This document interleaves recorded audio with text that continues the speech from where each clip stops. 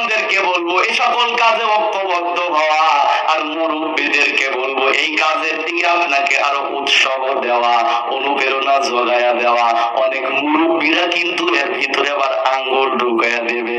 এই মুরব্বীরা বলবে চাউল ফলের কাজ ওরা যা করে করুক, কারণ মুরব্বী জানে ও বয়সে আমি কি ছিলাম।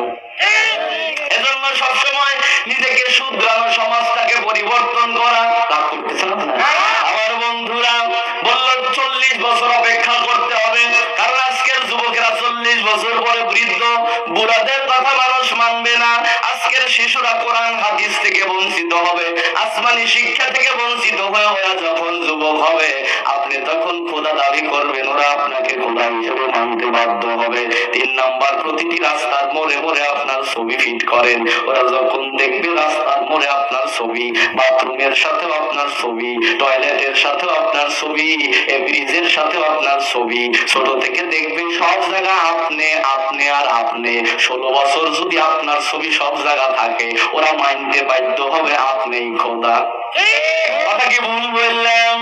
বলে সব জায়গা আপনার ছবিকে আগে লটকায়া দেন। আমার বন্ধুরা ফেরাউন তাই করলো, 40 বছর অপেক্ষা করতেছে। এই 40 বছরে আসমানি শিক্ষা কোনো প্রতিষ্ঠানে দেয় না। এই 40 বছরে সব কাজে তার ছবিকে লটকায়া দিল। 40 বছর যখন পার হয়ে গেল, ফেরাউন বলতেছে হামান এবার আমি কি খোদা দাবি করতে পারি? হামান বলল দাবি করতে পারেন, তবে আপনার ঘরে যে বউ আছে তার কাছ থেকে আগে অনুমতি নিয়ে আসেন।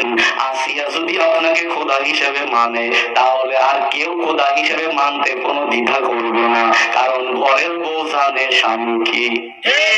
আপনি যদি এখন যায়, এখন আমি তো আল্লাহর ওলি হয়ে গেছি, আপনার বউ মুচকি হাসি দিয়ে কবো তুমি রাত্রে শোয়ার পরে লুঙ্গি কোনে যায় তাকে আমি জানি না, আর একদিন তুমি লাই চুরি করে খাইলে, কত চুরি করে খাইলে, আজকে আবার ওলি হইলে কেমনে?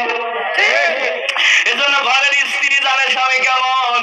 ফেরাউন চলে গেছে আসিয়ার কাছে, বিনীত সুরে নরম ভাষায় বলতেছে আসিয়া। আসিয়া বুঝতে পারলো কি ব্যাপার, ওর মুখে আবার এরকম নরম ভাষা কেন। কাছে যখন গেছে, গল্প গুজবে আসিয়ার সাথে সময় কাটাইতেছে। এক পর্যায়ে বলে আসিয়া 40 বছর হলো আমি একটা স্বপ্ন লালন করি, আজকে শুধুমাত্র তুমি যদি স্বীকারোক্তি দাও সবাই আমাকে খোদা হিসাবে মেনে নেবে। আসিয়া তুমি বলো আমি খোদা হয়ে গেছি। আসিয়া বলে আরেকদিন তুমি যে ওই যে তোর মুসকে চুরি করে খাইলে, এটা কি ভুলে যাও? কারণ ফেরাউন তার টাকা পয়সা যা জমাইছিল সব ছিল অবৈধ সম্পত্তি। আসিয়া তো জানে।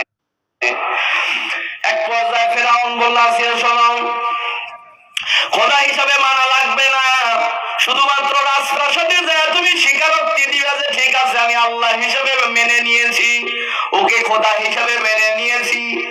এতটুকু স্বীকারোক্তিও যদি দাও, তাহলেও আমি সেখানে খোদা হয়ে যাব।